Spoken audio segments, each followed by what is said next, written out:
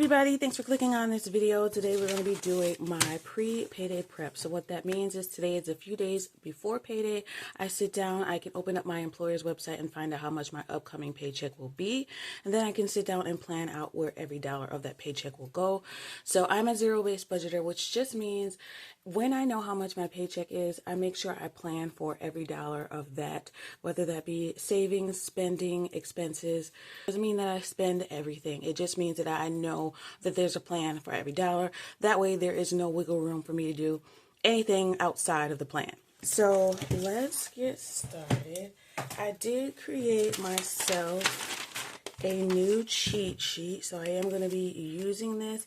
I made this a few weeks ago, but now that I'm thinking about it, which is a good thing, soon I'm going to be getting rid of this car note section. So I'm going to have to find out what I'm going to do with that 160.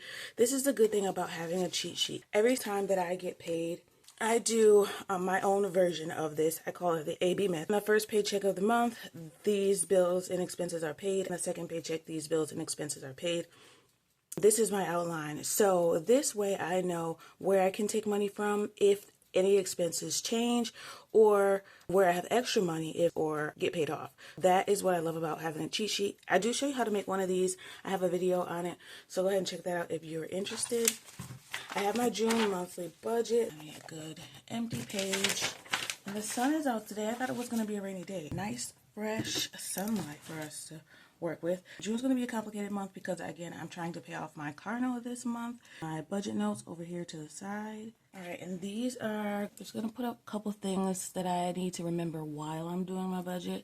So I need to remember that my payoff balance for my car note is $3,277.16, and my current balance in my car note savings is $2,832.92.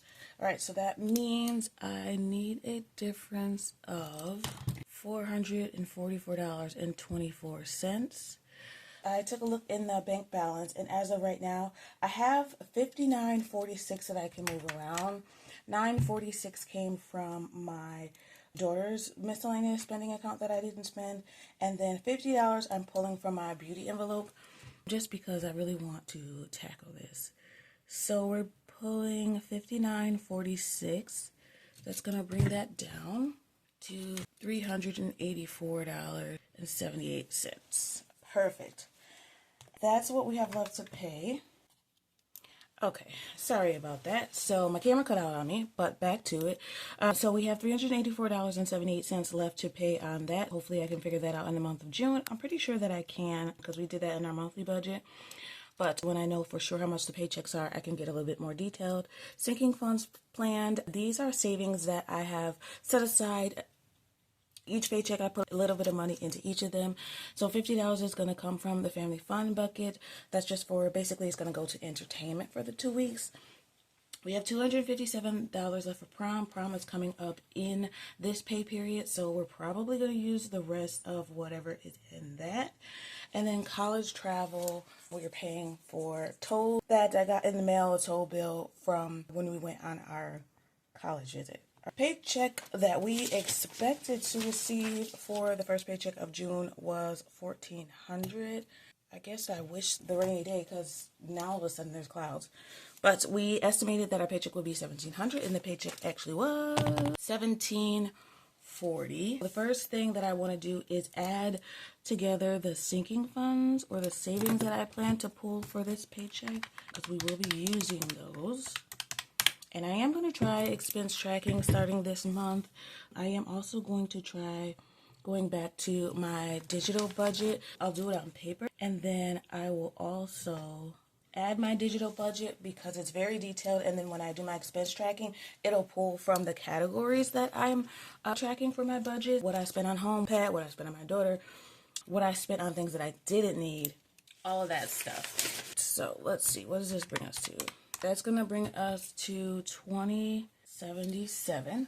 First thing that comes out all the time is going to be our fixed expenses. 5. But this can change. So I know already in the bank account I have $8 in the Amazon bucket, so I won't need to budget for that. That saves me $8 there.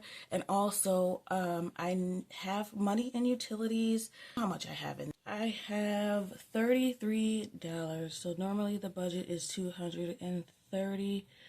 But since I have 33 in there, I'm only going to take out 197 for that. So let's do the breakdown for fixed. That's going to be $375. I'll just write these out. And then I'll put tolls in here too.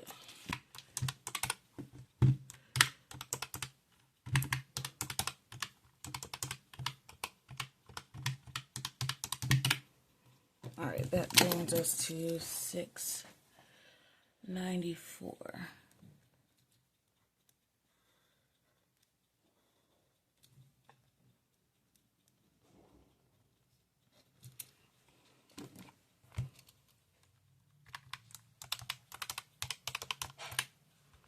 Okay, that's $13.83. Okay, and then for I don't have any semi-annuals. That's already been paid for June. That is in a sinking fund as well, the life insurance. That's all put into one bucket at the beginning of the year.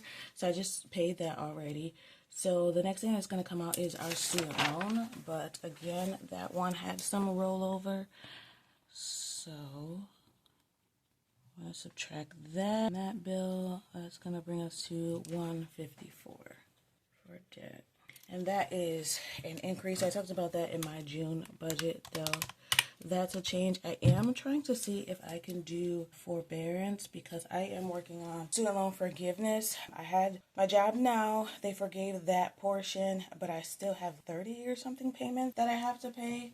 So student loan forgiveness, if you guys aren't familiar with it, is you can apply if you work for a company or hospital or something that's eligible. If you've worked for there for a certain amount of times and you've made payments on your student loans during that time, they can forgive that portion, basically meaning you won't owe that anymore, but you have to make 10 years of payments. So it's not an easy thing to get approved, but they did approve my current job, and now I'm just reaching to see if they'll forgive 2 other jobs that I had during that time. But we'll see how that goes. So that could be something that I might be able to put somewhere else. It'd be great if I could, but if not, then it is what it is. Next thing that's going to come out, that's down to $12.29, is our variable expenses. All right, that brings us to $8.99. All right, so for the variable expenses, I don't know why I went that far. That I don't really break that down, but if I was to, the budget is about $6 for gas, $200 for groceries, and $60 for miscellaneous. So this would be for groceries and toiletries, roughly. But I decided I'm just putting those in one bucket instead of trying to track every single one. So it just makes it easier. I think I have to take some money from that. I do. We did our monthly. I thought I was going to do $325 each. We're going to do $320. Let's do $320. That's going to take some money off of, let's say, this one. So for variable expenses, $60. Just makes it easier not to be worried about and it's just easier than having to borrow from one section over the other. All right, that's going to bring us down to $909. And then cash envelopes, that budget is going to be $207. Technically, they're not in cash envelopes anymore. They're in my allied bucket. All right, and it's only that much because we're adding the extra $50 from Family Fun for entertainment. So let's see. Usually get the same. Then we have her envelope. I'm just going to give Beauty $12 again because we're already taking some from that we put towards the car note. And then $25 for, actually that's going to be $75. Normally it would be $25. $75 for Family Fun / entertainment. Make sure that's right. Oh, I gotta clean this. That's right. So now what are we down to? 909 minus 207 brings us down to 702. The next thing that's going to come out is the budget for junior prom. I don't really need that to be branched out. That leaves us with 445. This is going to be saving going forward. All of the priorities are taken care of now. It's going to bring us to 185. So where are these going to go this time? If you haven't seen that video, ChatGPT made a table for me telling me where to put money each paycheck so that I can meet the goals that I want to reach when I want to reach them in each of my different savings. This is the binders that I set up at the beginning of the year that I have not been using. Maybe I can get back to it in July. So for June, we're going to do these here. Let's see, 24 will and trust, 111 for emergency fund, 68 for graduation, and that should check that off, I'm pretty sure. And then 61 for 100 envelope. I spent quite some time on updating this. So ChatGPT made the original and I've updated it based on my savings goals that I've updated.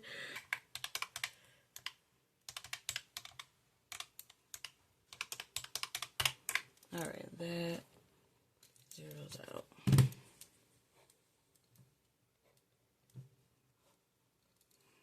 And then we have 185 left.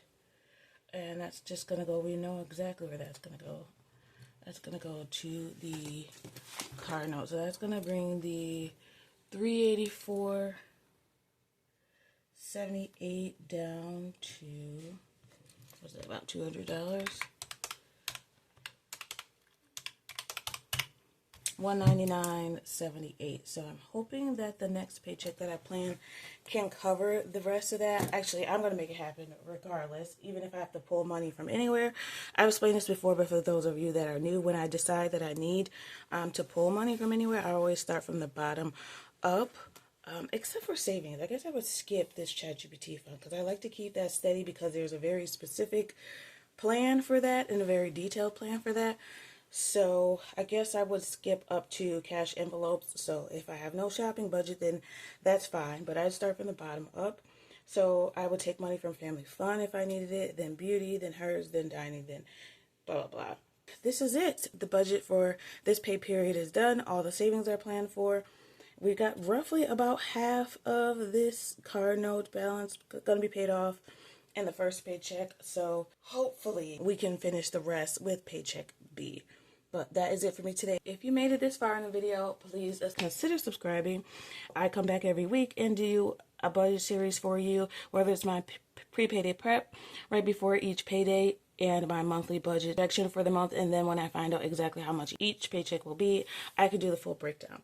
And I am going to update that savings. I had the savings plan that I did with you guys, but I decided to move some things around as I normally do. So if you're new here, what I do is I experiment with different budgeting styles and savings goals, and I share what I learned along the way. So sometimes things just change. I'm sure that happens in your budget too.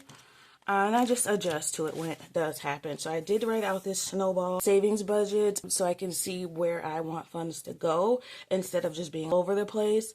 But I did move some things from SoFi to Ally. And then I combined a few of these. But I do have a spreadsheet in my digital budget. Show you that real quick. Alright, so here's a digital budget that I finally updated.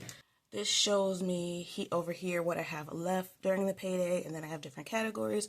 But the good thing is that it's all connected throughout the budget. So like I'll show you July since there's nothing in it. So I'll do the monthly budget here. You guys have seen this before, but I just updated it. Then I do my paycheck A. This top portion is just the budget. So whatever I expect the paycheck to be, what I plan to put in each of the different categories. And then down here, it will also add what is left in each of the buckets from my checking account. So I'll show you that.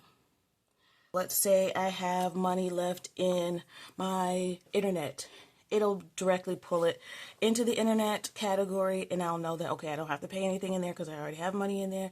Or if I have money left in dining, which never happens, that ending balance, you know, whatever I have not decided to save from that will roll over, and it will go directly into that second portion of the budget. That way I can really make sure every dollar is accounted for. So I do have a video on that if you want to see it.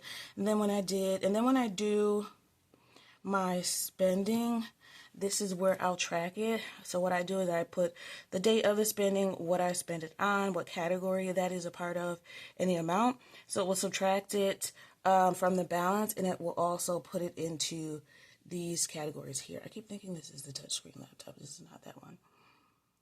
All right, and then I can also keep track of any sinking funds that I use. And then at the end of the month, there's one for Paycheck A and one for Paycheck B. And then at the end of the month,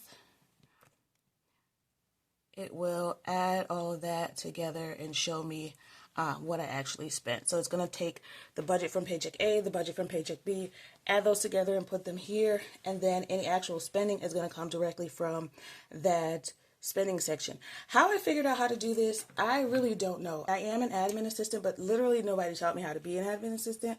I came from being a medical assistant, but I just figure things out. And if I don't know something or I need a formula, I just Google it. It's pretty simple that way, but this took an excessive amount of time. I know a couple of you were interested in purchasing this, but it's not perfect yet, and I don't want to mess up anybody else's budget. I would like to use it for a while before I know. I've updated these categories for what's in SoFi and what's in Ally. So it might look like a lot of different categories, but this is way less than I used to have. So the good thing here is when I do my budget for Payday A, let's say I know I'm going to put in, let's see, $50 for pet emergency. So when I do the budget, it's going to pull it from there and add it to here. Because I almost always stick on budget for savings. That almost never happens that it's not that. So if I plan for it, it's going to go there because it goes there first before I do any spending. And then if I use anything, that again is going to be pulled from that sinking funds used. I don't know if I figured out exactly how to do that, how to get it to pull from here. So I have to do this section manually, but the rest is pretty simple. It'll get pulled from those different categories. All right, so anyway, that is what I updated in the savings portion. That's why I don't have it written out, but I do like the order that it's in. SoFi has the ChatGPT funds, mostly emergency funds, longer term things, and then Ally has the everyday savings. That was my thought process for now, for moving everything. I don't think I'm going to be moving anything else anytime soon, but this yellow line here is the savings goals for each of these. I hope you guys can see this. Hopefully zooming in will help you see this. Now this yellow category is the savings goals. And then in my last version, I did have a section here that told me how much more I have left to save in those to reach the goal. So I need to update that and do that again, because that does help too. And then it also calculates automatically how much I saved in Paycheck A. So it'll take it from this column, how much I used, blah, blah, blah, blah. So at the end of the month, I can see how much I saved or used in savings. Could you move it so they could see? This is what I was talking about.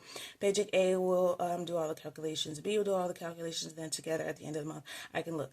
So it seems like a lot, and it was a lot to set up. But once I've set it up, after doing my budget and my expense tracking, it does the rest pretty much for me. So, and then I can see my balances at the end of the month, what's going to be in each. So it's been pretty accurate so far when I have used it. Sometimes I find things that I need to tweak, but this took so long to do, but I think it was really worth it.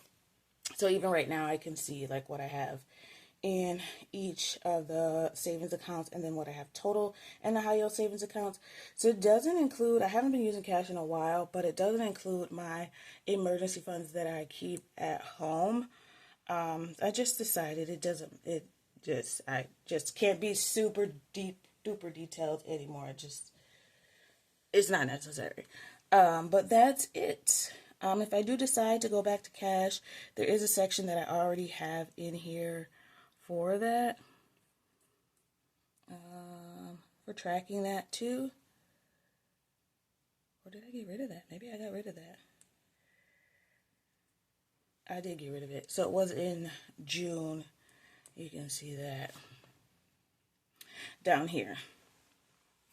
So I could track that. And then when I was also doing cash, I did have a section for expense tracking for that. So again, whenever I would spend any money, I would enter it in here. And then in the cash section, that's where I would enter it. So that's how you could see, like, the cash could make it confusing. There's always new tweaks that I could do. But that's it for now. I appreciate you for watching. Again, if you enjoyed the video, please think about subscribing. I would love to have you here. Make sure you like, subscribe, share, hype, whatever that is.